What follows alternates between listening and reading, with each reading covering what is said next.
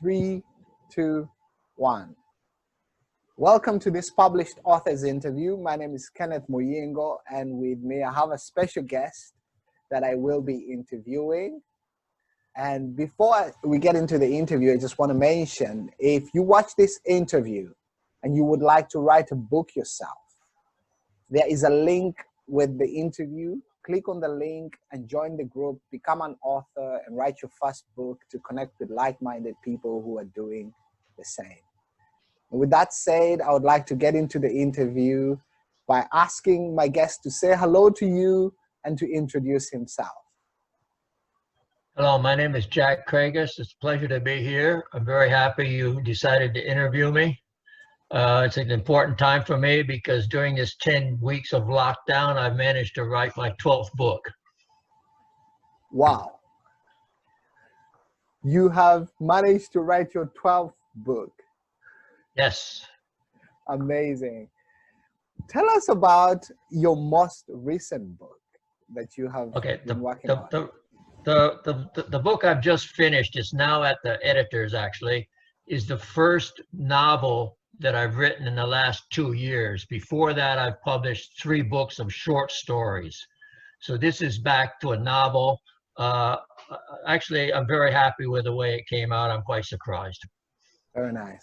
So it's a novel. Wow, exciting. It's a novel, yes. Yes. Very nice.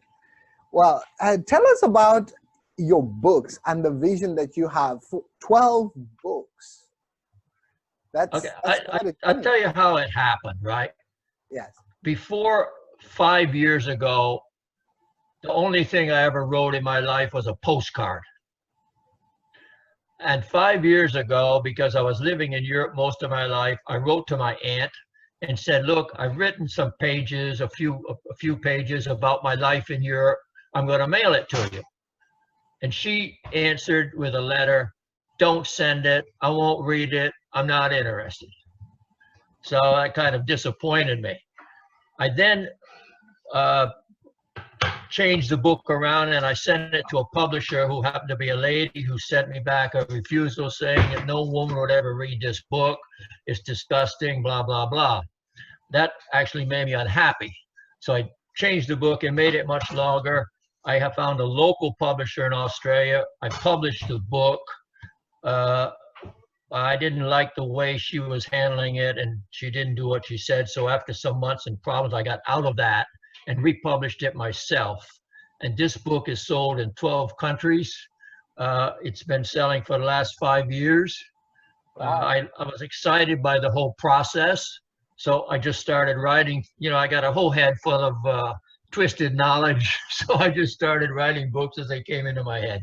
Wow.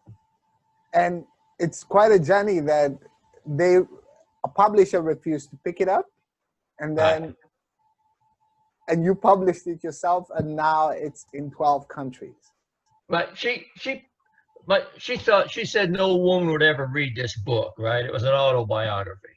Yeah. But over the course of 5 years of this book continually selling, it's been nominated for prizes. 70% of the readers, to the best of my ability to trace it, are women.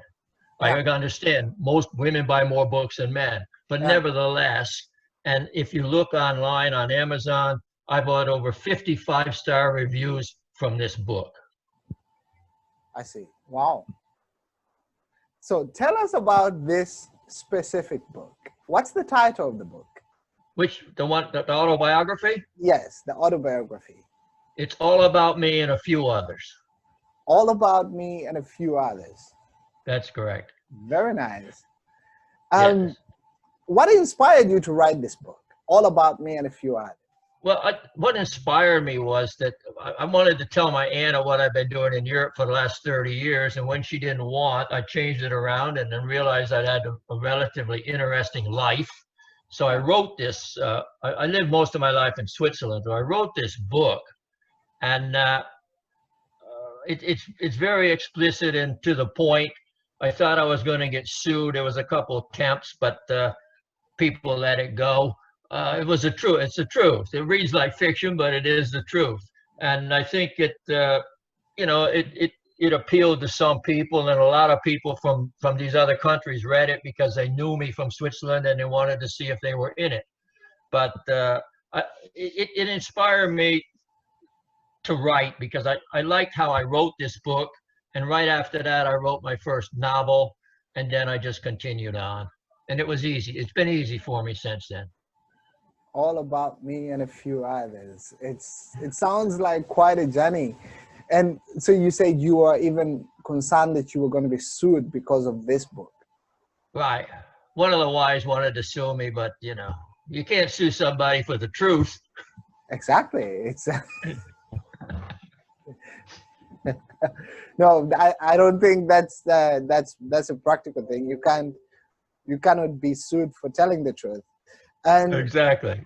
so All About Me and a Few Others. And so it's about your journeys in Europe and Switzerland. And how did you choose the topic for the book? Well, it's about me, so it was an easy title. And the cover of the book is a picture of me that was a magazine cover many years ago. I used to do freestyle skiing, and there was a picture. That was a picture on the cover of the book. Yeah. There's 40 different photos in that book taken by some friends of mine, professional photographers. There's some famous people in the book that I ran across and knew. And one of the problems I had with the publisher was that she wanted to put these people on the cover. And I said, look, I'm not selling this book or writing this book on the back of people who I know, who happen to be my friends. It's called All About Me, not about them. Yeah. Indeed. I see. All About Me, and I think that's pretty clear. It does. Then it's clear about where you want to make the focus or to choose the topic. Exactly. And 12 books. Do you consider yourself as a naturally talented writer, or is writing a skill that you've developed over time? Look, I'll tell you, to answer the question, I'll just tell you how I write. I get an idea. I dream about that idea. And usually I can wake up with something else. I never make an outline. I don't have any idea where it's going. I just start with somebody's name and what they're doing. And if I get stuck, I think about it when I sleep, and usually the answer comes out. So it works like that. There's no outline. I don't always know where the book is going. The first thriller I wrote was a poker book because I play poker. It started out as a poker book. It ended up as a psychological thriller, which was also sold very well. But I liked the hero in that book, and I wrote 3 more books about him. So there was 4 books in that series. All right. So I don't really know. I think I find writing very easy because most people, and I give speeches and I travel around and travel a lot before this lockdown business. And I was scheduled to go and speak in the Dublin Writers Conference again this year. I spoke there last year. But I find that the biggest problem, and like you said, you're trying to help writers.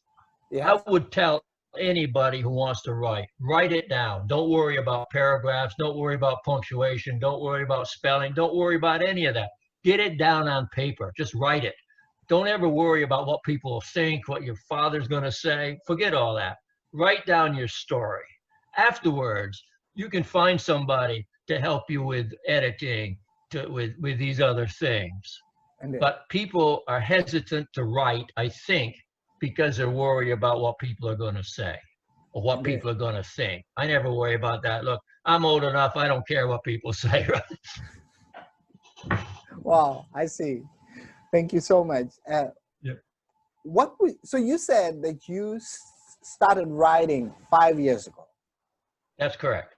What would you tell me is the one thing that happened to you personally that has had the greatest impact on you writing books? Because 5 years ago and then 12 books later.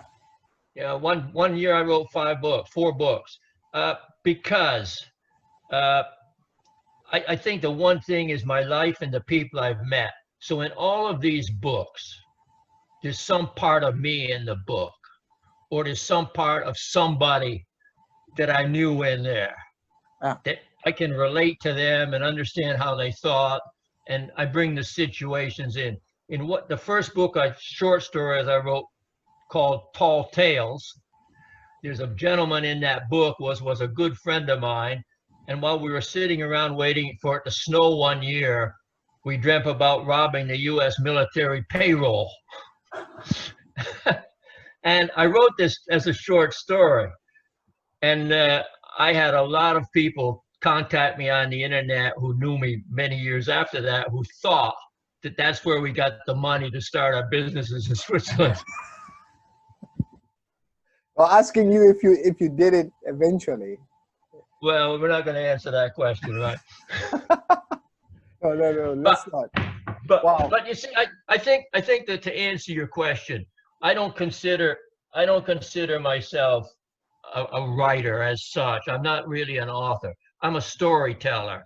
And one of my close friends from long ago, I hadn't seen him in about 20 years, and we had lunch with him in Switzerland. And he told my editor who was traveling with me, you know, when I read Jack's books, it's just like sitting here listening to him just telling a story. And I think that's a great compliment for me. Indeed. And if I can write like that, I'm happy. Yes. Wow. That's quite unique indeed. Thank you so much for sharing that. And so you said that you have just finished your 12th book. Is that what you have been currently working on, or should we expect some other more writing coming? Well, this last book I've written is about the gangs, Irish and Italian gangs, who actually ran the city of Boston during the early 60s. And this is a story that just evolved those kind of people and that kind of situation with the music and the time of the era. And I invented a hero, and I like the way this thing came out. Aside from that, I got 2 more books that I'm thinking about. One of them, the next one I think I'll do, is called Totals. And it's the concept where in your life, you've had a certain amount of cars. You've driven a certain amount of miles. So it's a book about the totals of my life. But after every chapter, there's a place for the reader to fill out their diary. How many cars they've had, how many miles they've driven, how many times in an airplane, all kinds of, like 20 different topics of total. Just totals. Yeah. How many chickens did you eat at one setting? You know, how many times you got drunk and vomited, all these kind of things.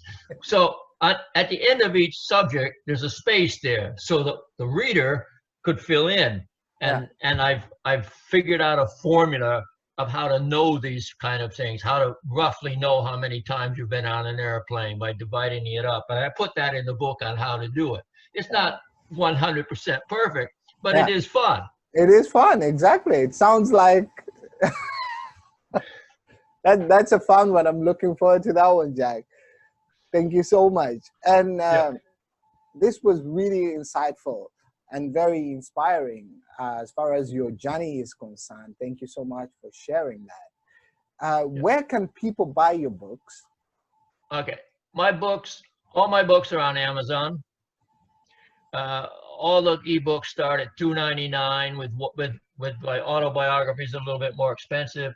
All the paperbacks are on Amazon. The books are on Kobo. The books are on iBooks. They're everywhere online. They're in some bookstores in the U.S. and some bookstores in Australia. But basically, I sell 80% of my books online, and I do supernovas and comic-cons. Okay.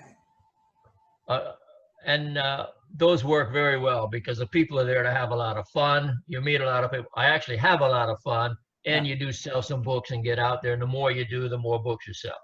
Indeed. Wow. Thank you so much. And how can people connect with you? If someone watches this interview and they would like to connect with Jack, how can people connect with you? Okay. I sent you a bio thing the other day. It has on there Facebook, Twitter, Instagram, and my website. Awesome. We'll put those links with the interview for people to Right. connect with And you. on my all my books are on the website, some explanation about them, and you can click on the books on the website. It goes directly to Amazon to buy them. Awesome. And this was very insightful. Is there anything else that you would like to mention before we end the interview? I think that you have a question there about if I'd like to share something else. Two things, because you're gearing now to help other writers. Yes. And like I'd like to repeat myself, just tell people to start writing. Indeed. Don't worry about it. Once they start, then it becomes easier for them. It's that first step that is the longest step in writing, I think. Yeah. People hesitate, they worry about it. That's what holds them back. I think that's one thing.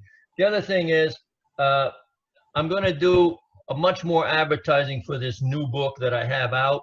It's going to be on a special price on pre-sale. It'll probably go on pre-sale in about 10 days for about 2 weeks. That's what I usually do. And I'm going to also do a lot of giveaways on that. So if you look at me on Amazon or on Facebook or something, you see different giveaways that I'm going to do with this book. Very nice. Thank you so much, Jack. You're very welcome. It was wonderful, and it was a great pleasure having this conversation with you, and I will sure be keeping in touch with you. I'm very thankful to do it, and I hope some people in the Netherlands or Europe have seen this and will see this, and I would like to have them buy my book.